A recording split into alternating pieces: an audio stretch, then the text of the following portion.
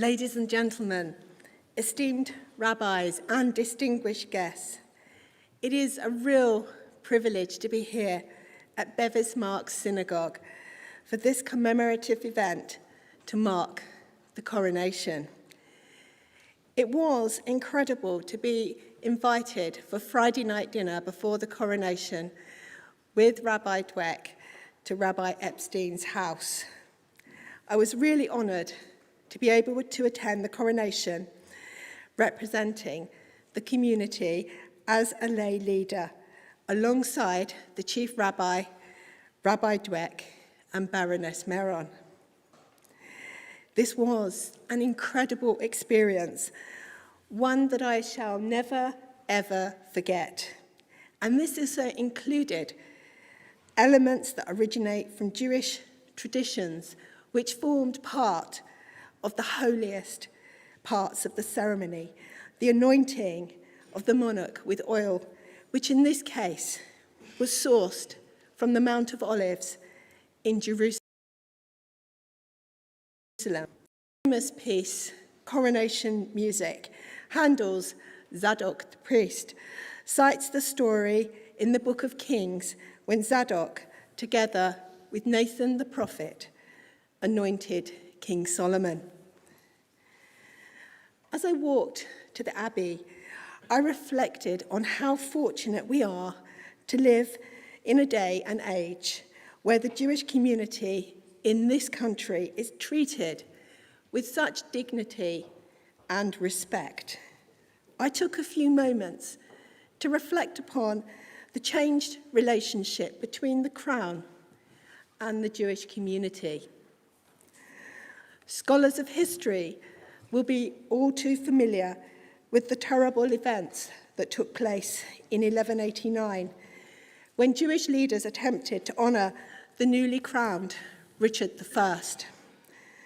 We know that these representatives were stripped, they were flogged, 30 of them were murdered, Jewish properties were seized, there were forced conversions, and people were burned. King Richard was horrified, and he hanged the main perpetrators, but the damage was done. The following year, in 1190, Jews were also massacred in the Clifford's Tower in York, and a century later, in 1290, Jews were expelled from these shores. When Jews finally returned in 1656 under Cromwell, it was, of course, this very congregation, the Portuguese Sephardi community, which was the very first to be established. A little over a century after that return, it was the extension of a different king, King George III, which caused the Board of Deputies of British Jews to be established. When King George III came to the throne in 1760, after the death of his grandfather, it was decided to send a delegation of deputados from this synagogue, Bevis Marks, to the king to pay homage. And this marked the beginning of our organisation, which is still going strong today.